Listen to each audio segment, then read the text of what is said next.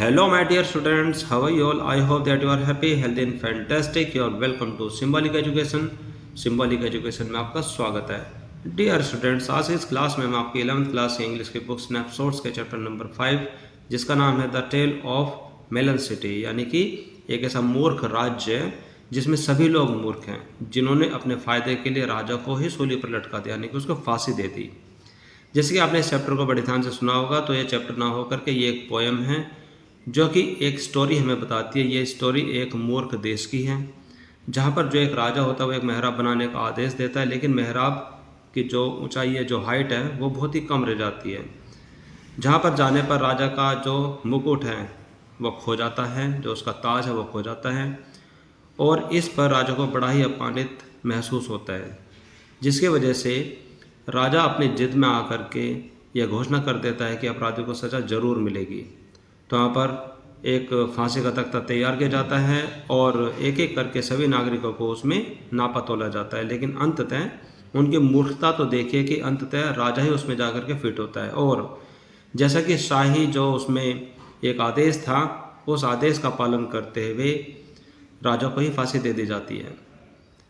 तो ये कितने मूर्ख है. और अंत में जाकर के जो मंत्री हैं वो एक तरबूज को देश का राजा घोषित कर देते हैं. तो जो ये आज की ये क्लास है ये इसी चैप्टर से संबंधित है, जिसमें आप इस चैप्टर से संबंधित जो क्वेश्चंस है उसके आंसर को आप देखेंगे.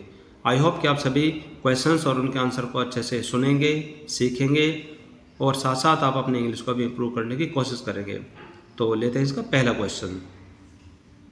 तो इस चैप्टर नंबर 5 यानी कि the tale of Melon City का जो पहला क्वेश्चन है उसमें आपसे पूछा गया है कि narrate the tale of Melon City in your own words, यानी कि जो ये चैप्टर है आप इसको अपने शब्द में वर्णित कीजिए, यानी कि आपको इस चैप्टर को अपने शब्द में वर्णन करना है. तो इसका आंसर में आप लिखते हैं कि this chapter is a poem, की जो चैप्टर है यह एक कविता है, which tells us a story, जो कि हमें एक कहानी सुनाती है, about a freak and eccentric king, एक सनकी और जिद्दी राजा के बारे में. He proclaimed to build an ark, कि वह एक मेहराब बनाने की घोषणा कर देता है, यानी कि एक प्रकार का आदेश देता है. And his order is followed, और जो उसका आदेश है उसका पालन भी होता है, यानी कि मेहराब बनवा दी जाती है. द अर्क इज़ बिल्ट, जो मेहराब है वो बन जाती है, रेडी, और बनकर वो तैयार हो जाती है, but very low in height, लेकिन उसकी जो ऊंचाई है वो बहुत ही कम है, यानी कि बहुत ही कम ऊंचाई की वो मेहराब बना दी जाती है. ऑन कमिंग देयर, वहाँ पर आने पर, the king losses his crown under it, कि जब राजा वहाँ पर आता है तो वहाँ पर आने पर राजा अपना ताज इसके नीचे खो देता है, यानी कि ताज नीचे गिर करके खो जाता है. देन, और फिर उसके बाद, ही फील्स इंसल्टेड, उसे बहुत ही ज़्यादा अपमानित महसूस होता है. एंड ऑर्डर्स, और इसी स्थिति में वह आदेश देता है, टू हंग द कल्प्रिट, अपराधी को फांसी देने का वह आदेश सुना देता है. बट, लेकिन, after making a long search, लेकिन काफ़ी छानबीन करने के बाद, नबडी फाउंड गिल्टी, कोई भी अपराधी नहीं मिलता. आगे आप इसमें लिख सकते हैं कि एज ही फ्री, के जैसे कि वह राजा एक सनकी दिमाग वाला व्यक्ति होता है, अबाउट जस्टिस, न्याय के लिए, यानी कि न्याय वह कुछ नहीं करना चाहता, बट वह यह कहता है कि जो उसकी इंसल्ट हुई, यानी कि जो उसका ताज गिर करके मेहराब के नीचे खो जाता है, उसके एवज में आकर के वह अपराधी को सज़ा देना चाहता है, सज़ा भी सजाए मौत, यानी कि उसको फांसी देना चाहता है. तो जैसे कि वह एक सनकी है, अबाउट जस्टिस, यानी कि न्याय के प्रति वह सनकी है, ही सेज, वह कहता है, that the nation wants to see hanging the culprit, यानी कि जो राष्ट्र है, जो ये देश है, वह अपराधी को फांसी देते हुए देखना चाहता है. एंड दैट टू इमीडिएटली, और वो भी तत्काल ही, यानी कि तुरंत ही जो देश है वह अपराधी को फांसी पर लटकते हुए देखना चाहता है. आगे आप इसमें लिख सकते हैं कि समवन मस्ट बी हंग सून, लेकिन किसी न किसी को तो फांसी जरूर देनी ही होगी, वो भी जल्दी से जल्दी. द नोज इज सेटअप, उसके बाद फांसी का तख्ता तैयार किया जाता है, उसको व्यवस्थित किया जाता है, समवट हाई, लेकिन थोड़ी ऊंचाई पर, इन विच, जिसमें, no one else but king, जिसमें राजा के अलावा कोई और व्यक्ति फिट नहीं होता. सो इसलिए, फॉलो द रॉयल डिक्री, एक शाही आदेश को फॉलो करते हुए, द किंग इज हैंग्ड, राजा को ही फांसी दे दी जाती है. देन, और उसके बाद, एज पर देयर कस्टम, के जैसे कि उनका रीति रिवाज होता है, जैसे कि उनकी परंपरा होती है, the first person who crosses the gate of the city, यानी कि जैसे कि उनकी प्रथा होती है कि उनके नगर का जो द्वार होता है उसको क्रॉस करने वाला यानी कि वहाँ से गुजरने वाला पहला व्यक्ति वह होगा will choose there next king, जो कि उनके अगले राजा का चुनाव करेगा। इट इज़ ए फॉलिश, वह व्यक्ति एक मूर्ख व्यक्ति होता है। एंड इडियट, बहुत ही ज़्यादा पागल होता है। हु चोजेज अ मेलन, कि वह एक तरबूज को ही चुन लेता है टू बी देयर किंग, उनके राजा के रूप में। दस इस प्रकार the people of the kingdom, यानी कि उस राज्य के जो लोग हैं, हु आर ऑल्सो फुल, जो कि खुद भी मूर्ख हैं, gate a non interfering kind of themself, कि उन्हीं के जैसा एक ऐसा व्यक्ति मिल जाता है जो कि किसी भी कार्य में हस्तक्षेप नहीं करेगा। यानी कि वे एक तरबूज को राजा के रूप में स्वीकार कर लेते हैं, और एक तरबूज तो एक वस्तु होता है जो कि उनके किसी भी कार्य में हस्तक्षेप नहीं करेगा। अब आगे आपके सामने क्वेश्चन नंबर 2 जिसमें आपसे पूछा है कि व्हाट इंप्रेशन, यानी कि कौन सी छवि वुड यू फॉर्म, आप अपने मस्तिष्क में बनाएंगे, यानी कि आप कौन सी छवि अपने मन में बनाएंगे ऑफ ए स्टेट, एक राज्य के बारे में, वेयर, जहाँ the king was just and Placid, जहाँ पर जो राजा है वह एक न्यायप्रिय और शांति प्रिय व्यक्ति था। तो इसके आंसर में आप लिखते हैं कि दिस पोएम सटायर्स, यानी कि जो एक कविता है यह एक बहुत बड़ा व्यंग्य करती है द फेकल माइंडेडनेस, एक अस्त व्यस्त मानसिकता के ऊपर, of A just and Placid city, जो कि एक न्यायप्रिय और शांतिप्रिय राजा होता है। He lives in A fools paradise, यानी कि वह एक मूर्खों के स्वर्ग में रहता है, यानी कि उसको लगता है कि जो उसका राज्य है वो एक स्वर्ग है, लेकिन वह राज्य मूर्खों का राज्य है। He can be easily carried away, यानी कि उस राजा को आसानी से बहकाया जा सकता है। He is not able to take any correct decision, कि वह राजा किसी भी सही निर्णय को लेने के काबिल नहीं है। इन सच ए स्टेट, ऐसी स्थिति में, नबडी इज सेफ, यानी कि कोई भी सुरक्षित नहीं है, यानी कि ऐसी स्थिति में उस राज्य में कोई भी सुरक्षित नहीं है। द किंग्स डिसीजन, जो राजा का डिसीजन होता है, leads him to his own destruction, वो उसके खुद के विनाश का ही कारण बनता है। द मिनिस्टर्स, जो वे मंत्री होते हैं, and the people thank God, मंत्री और जो राज्य के जो लोग होते हैं वो ईश्वर को धन्यवाद देते हैं, दैट की दे गॉट समवन, कि उनको कोई ना कोई मिल गया था, टू बी हैंग्ड, फांसी देने के लिए। It does not matter for them, कि ये उनके लिए कोई बड़ी बात नहीं है कि whether their king is a man और मेलन, कि उनका जो राजा होता है वह एक मनुष्य होता है या फिर वो एक तरबूज होता है, इससे उनका कोई मतलब नहीं है।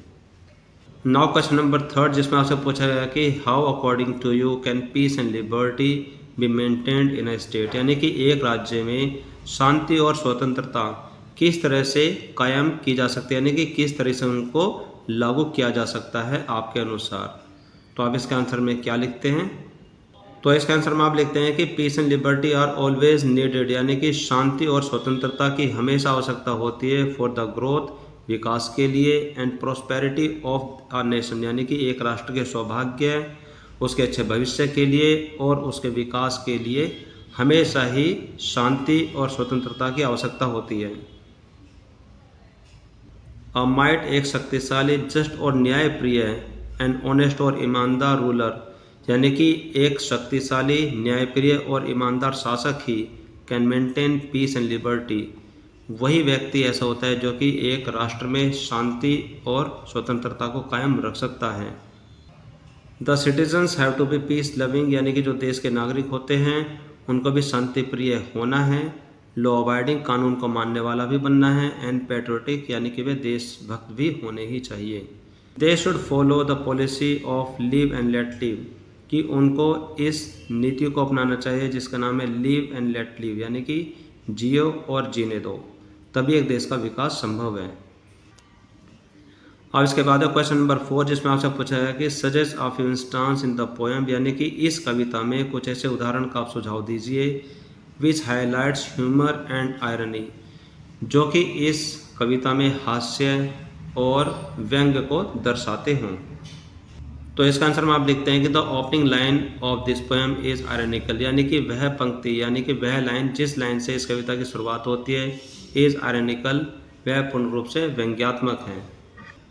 वह लाइन यह होती है कि there was a just and placid king, यानी कि एक बार एक न्यायप्रिय और शांतिप्रिय राजा था। जैसे कि आप इस कहानी में देखते हैं कि वह राजा ना तो शांतिप्रिय था और न ही वह न्यायप्रिय था। तो जो पहली लाइन है, पहली लाइन ही पूर्ण रूप से व्यंग्यात्मक है। आगे आप इसमें लिखते हैं कि इट इज़ ह्यूमरस, कि यह हास्यास्पद बात है, दैट की दो द किंग इज प्लेसिड, कि यद्यपि राजा शांतिप्रिय बताया गया है, स्टिल फिर भी he gets agitated on a small issue, लेकिन उसको फिर भी एक छोटी सी बात को देख करके बहुत ज़्यादा गुस्सा आ जाता है, बहुत ज़्यादा क्रोध आ जाता है और इतना ज़्यादा बुरा लगता है कि वह फांसी देने तक का आदेश सुना देता है। He is easily fooled by others, दूसरों के द्वारा उसको आसानी से मूर्ख बनाया जाता है। The hanging of the king, यानी कि राजा को फांसी ही देना, बाय हिज ओन डिक्री, उसके खुद के आदेश के अनुसार, इज ऑल्सो ह्यूमरस, यानी कि जो आदेश उस राजा ने स्वयं दिया था और उस आदेश का पालन करते हुए उस राजा को खुद ही फांसी पर लटका देना, यह भी हास्यास्पद है, यानी कि इस पर भी काफ़ी हंसी आती है। आगे आप इसमें लिखते हैं कि the foolish and idiots visitors, यानी कि वह जो व्यक्ति होता है जो कि उस नगर के द्वार को क्रॉस करके आगे जाता है, वह भी पूर्ण रूप से मूर्ख है। उसकी जो सलाह होती है, उसकी जो एडवाइस होती है, इज़ ऑल्सो नॉट वाइज, उसकी भी सलाह ज़्यादा समझदारी वाली नहीं होती है। As a chooses a melon, की जैसे कि वो एक तरबूज का चुनाव करता है, to be the next king, अगले राजा के रूप में। इट इज़ आयरनिक, यह पूर्ण रूप से व्यंग्यात्मक है, that only the king himself fits the nose and hand, और यह भी सबसे ज़्यादा व्यंग्यात्मक इसमें बात बताई गई है कि जो राजा है वह खुद ही उस फांसी के तख्ते पर फिट बैठता है और उसको ही फांसी दे दी जाती है। अब इसके बाद आपके सामने क्वेश्चन नंबर 5, क्वेश्चन नंबर 5 में आपसे पूछा गया है कि the tale of a melon city, यानी कि जो चैप्टर का नाम है, एक तरबूज के राज्य की जो कहानी है, has been narrated in a verse form, जिसको एक कविता के रूप में वर्णित किया गया, यानी कि कविता के रूप में सुनाया गया है। This is a unique style, यह एक अलग ही प्रकार की शैली है। Which lends extra charm to an incident tale, यानी which lends extra charm to an incident tale, यानी कि जो कि घटनाक्रम की जो ये कहानी है, उनकी कहानी में यह एक अतिरिक्त आनंद शामिल कर देती है। फाइंड सिमिलर एग्जाम्पल्स, की इसी प्रकार के आप और भी उदाहरण को ढूंढिए इन योर ओन लैंग्वेज, अपनी भाषा में। Share them in the class, और उनको क्लास में शेयर कीजिए, यानी कि साझा कीजिए। तो जो इसका आंसर है, इसका आंसर में आपको बताएगा कि यह कार्य आपको खुद ही करना है अपने सहपाठी और अपने अध्यापक की सहायता से, यानी कि आपको इस तरीके की कोई भी एक कहानी सोचनी है और उनको अपनी भाषा में अपने मित्रों के साथ, अपने अध्यापकों के साथ उसको शेयर करना है, यानी कि उनको सुनाना है। वेल माय डियर स्टूडेंट्स, आज की क्लास में आपने देखा कि हमने आपकी 11th क्लास के इंग्लिश की बुक स्नैपशॉट्स के चैप्टर नंबर 5, यानी कि the tale of a melon City के क्वेश्चन सीरीज को हैंडल किया। आई होप कि आपने सभी क्वेश्चंस और उनके आंसर को सीखने और समझने की कोशिश की होगी और साथ साथ उनको सीखते हुए, समझते हुए अपने इंग्लिश को भी इम्प्रूव करने की कोशिश की होगी। डियर स्टूडेंट्स, अगर आपको हमारी ये कोशिशें पसंद आ रही हैं, हमारी ये कोशिशें आपके लिए लाभदायक हैं, तो आप इन कोशिशों को अपने फ्रेंड्स, अपने मित्रों, अपने सहपाठियों के साथ भी शेयर कीजिए ताकि वो भी हमारी इन कोशिशों का लाभ उठा सके। तो आज की क्लास में सिर्फ इतना ही। This is all for now for today's class. अब हम मिलेंगे हमारी अगली क्लास में with a new chapter, with a new topic. Till then take care, bye bye, have a nice day.